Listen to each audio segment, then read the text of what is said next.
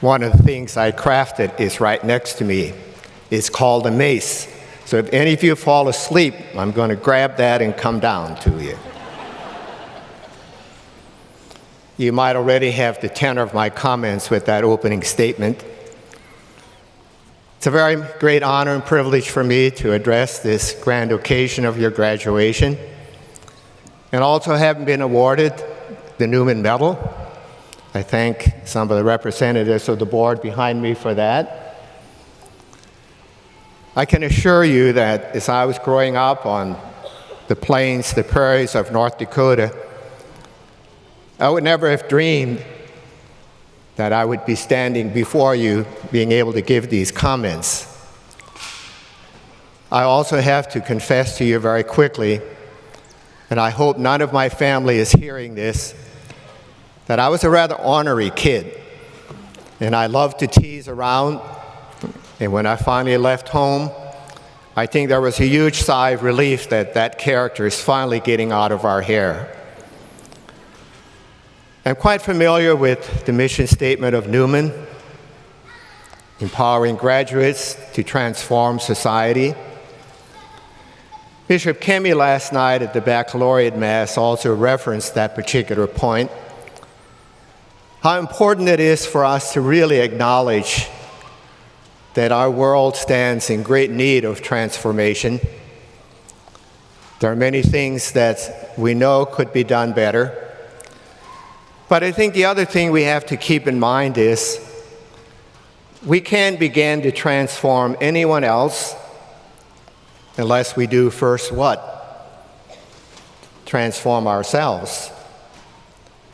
I already acknowledged to you that I need a lot of transformation in my life. There's lots of people that are very easy to recognize and acknowledge. Obviously, it begins with my blood family.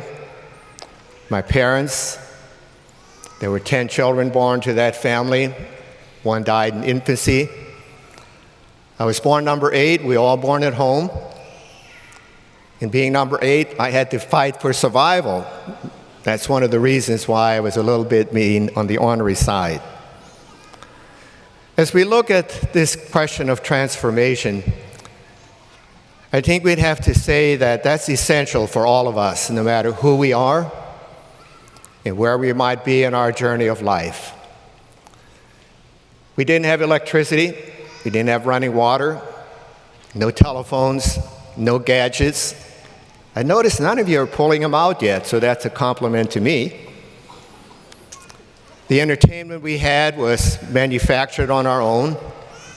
On a Sunday afternoon, we'd all get on our quarter horses. We'd get away from mom and dad so we could engage in shenanigans. We were also going to be kept track of wherever we went. You know the cliche saying, it takes a village to raise a child.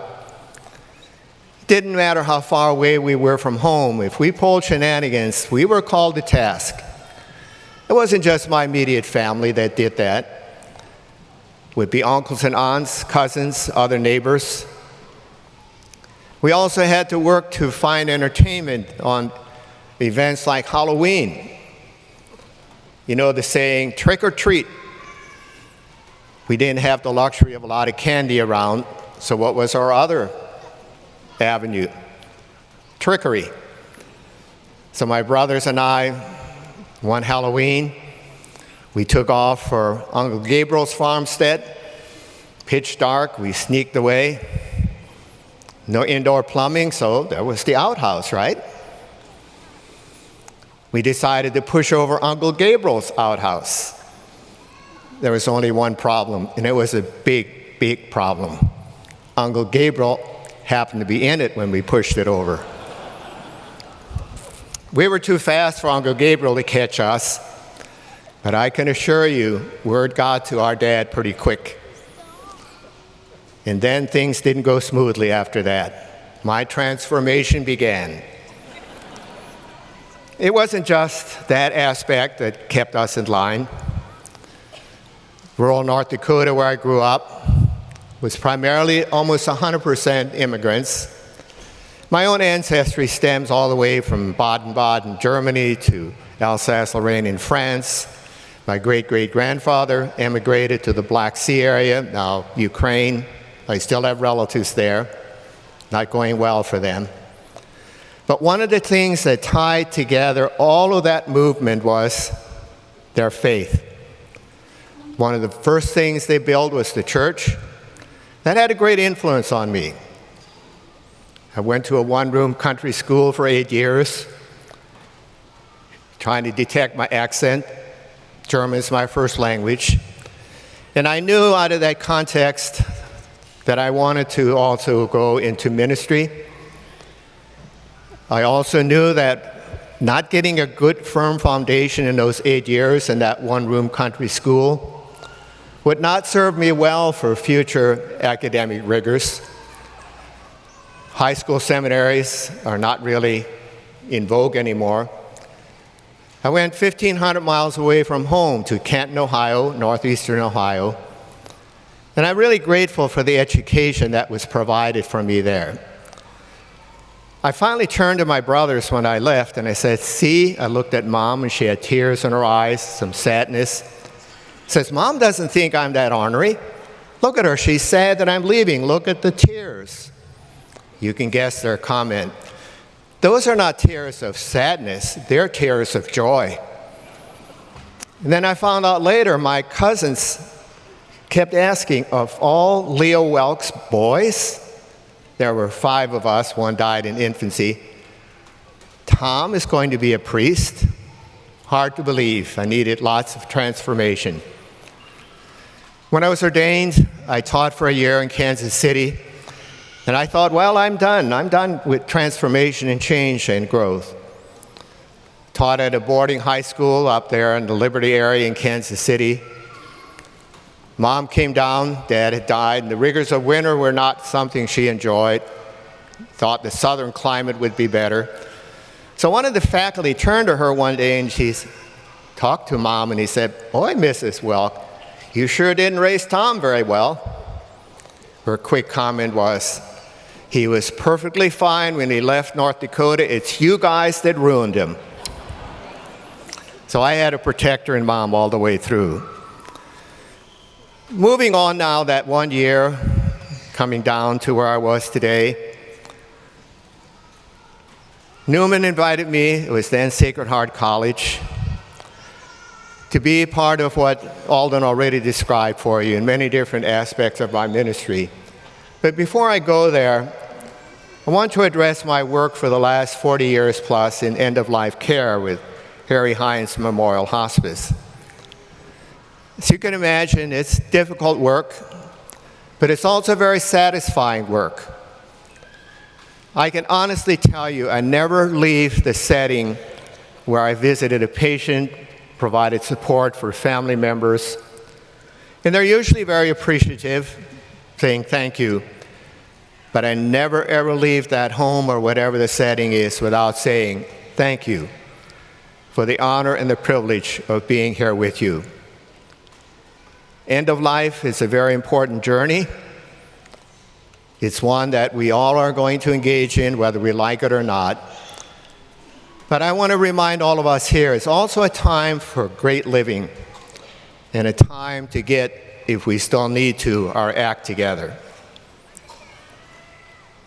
John Henry Newman said it well in terms of how we learn and how we grow. He talks about going to hear the voice of God. So he decided to climb the topmost steeple. When he got there, God declared, go down again. I dwell among the people. And dwelling among people at the end of their life can teach you an immense amount. I think the Buddhist community also says it quite well. You learn a lot about living when you learn about dying. I can honestly say I learned a lot about living and about my God from those patients I've been honored and privileged to serve. John Suffolk last night at the baccalaureate mass made a comment that also resonated with me. He talked about his years at Newman as years of figuring out who he is. John, you're out there somewhere. Wave your hand at me briefly. I thought that's worthwhile addressing. reminded me of a quote from Mark Twain. I love Mark Twain. He's kind of got a really ability and a gift to put things succinctly. So he asked the question, what are the two most important days in the life journey of any of us? Or as he calls it, the dash. And we're tempted to say, well, the birth date and the death date. You as graduates today might be tempted to say your graduation day. Mark Twain says, I will agree with you about your birth date, the beginning of the journey. But he says the second most important day is the day you figure out why you are here. That's a lifetime process. Figuring out what is our purpose, what is our goal, religious language, what is the ministry we're going to engage in.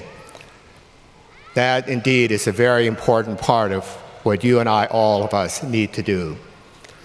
Let me return then in concluding my comments by my tenure at Sacred Heart, Kansas Newman, and now Newman University. I was blessed and honored and privileged to be at this institution for 13 years.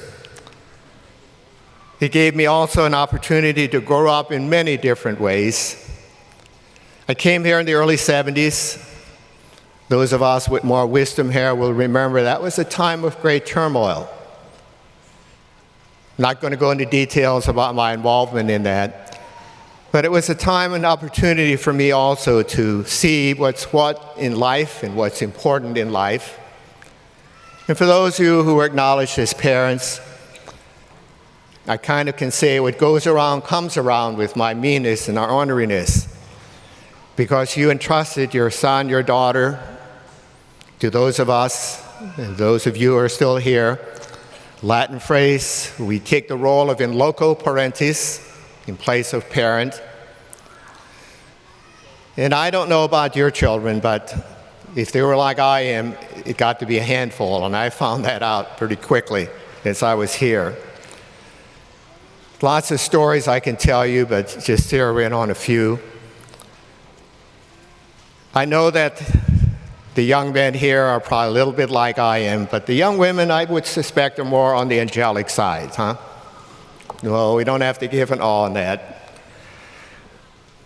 I was at an award ceremony where a young man I had known was honored after being here, after being graduated, I should say, 25 years earlier. And being my snarky self, I walked up to him as I saw him, and I asked him, did they let you out of prison to be here today? And he chuckled and responded, yeah, I'm out on furlough. They let me out on furlough. Then he quickly added, I was a handful when I was there. And I said, yeah, you were a handful. So I asked him, well, what are you doing now? He's a high school teacher in another state, and he's coaching an athletic team. And he says to me, thank you for hanging in there with me. There's lots of people that, for you who are in front of me as graduates, that have been hanging in there with you also. It's a hard job being a parent. Pope Francis sums it up well when he was giving an audience for fourth graders. And one of them raised the hand and he asked the Pope, is it hard being the Pope? Francis said, yeah, it has its challenges, but it's not really that hard. And he said to the young man, I'll tell you what's really hard, being a parent. Being a parent is really hard. I want you as graduates to stand for a moment and look around you at your family, your loved ones, and give them another round of applause for hanging in there with you also.